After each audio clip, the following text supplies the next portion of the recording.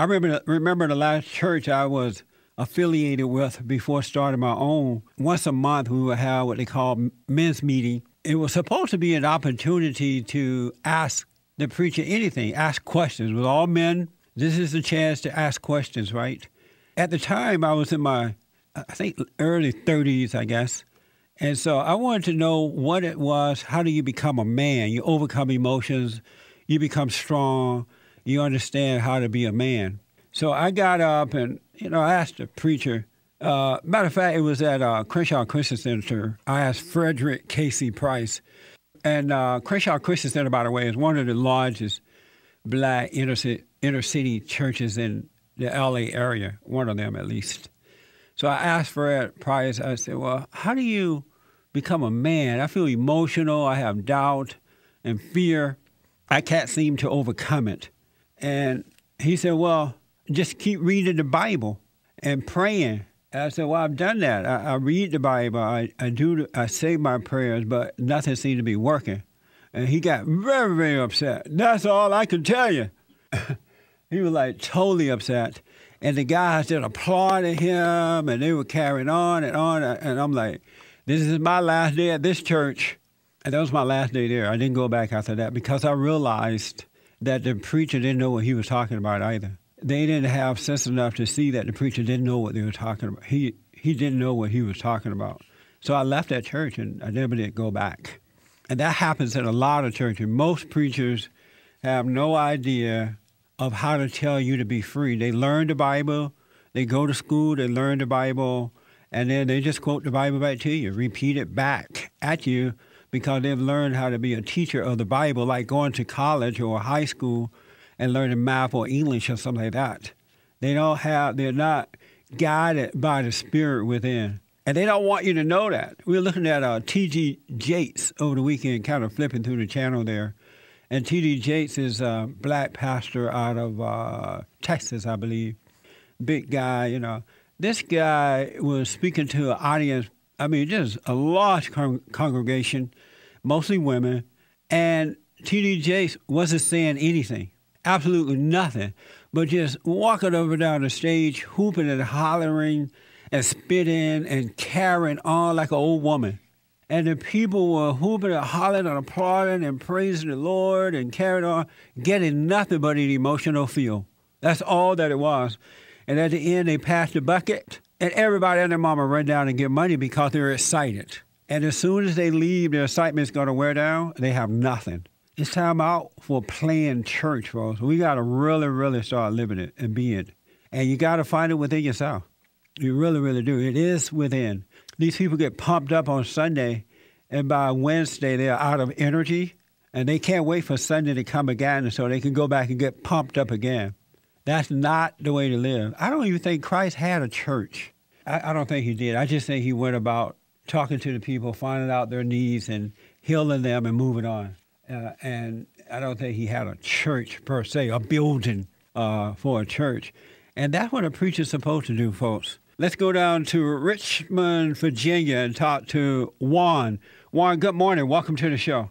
Good morning. Thank you. How are you today? All is well. How about you? Doing pretty well. Good. I just had a question. Just now you were talking about the emotional nature of churches. Yes. And I wanted to know your personal opinion of how you think we got to that point.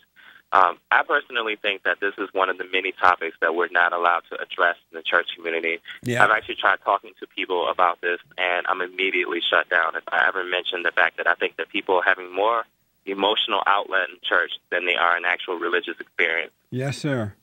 And the proof is in the pudding.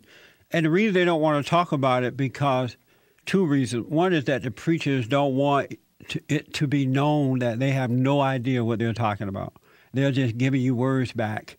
And then the people who are supporting the preachers like that don't want to realize that the preachers are really not helping them. It's like going to a nightclub on Saturday and winding up on Sunday morning doing the same thing. And the churches got like that because the preachers realized that if you want to control people, you have to keep them emotionalized. You either make them feel good or make them feel bad. And when you can do one or the other, you could then control them. And so what they do is when you walk into especially the black churches, they are out of control. But when you walk into the churches, they're playing loud music already. Then they start singing and dancing and hooping and hollering. And while you're in that emotional state, they pass the bucket and get truckloads of money. And then the preacher comes up and loud talk and hoop and holler like T.D. Jakes and others. It's just to emotionalize you so that they can control you. And it's planned that way. Because if you were calm and can see what's going on, then the preachers cannot control you. So it's set up that way to get power and wealth. Okay. And I think that's a pretty good explanation. Yeah.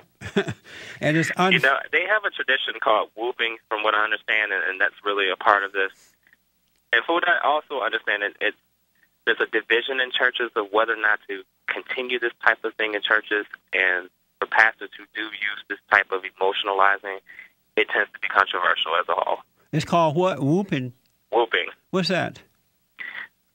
It's the emotionalized way that pastors are addressing the sanctuary. I think it's just the term that they've given to it.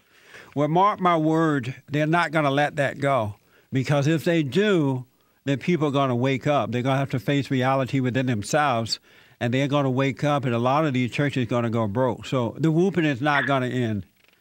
And now you got these so-called female black preachers coming in doing the same thing, looking just as silly, but they're doing it. They're doing it for the money. And it's unfortunate in that you can spend a lifetime going to a black church and never finding God. In the meantime, your life is messed up. Your children's lives are messed up. Your relationship with your husband or wife is screwed up. And they just never, ever overcome.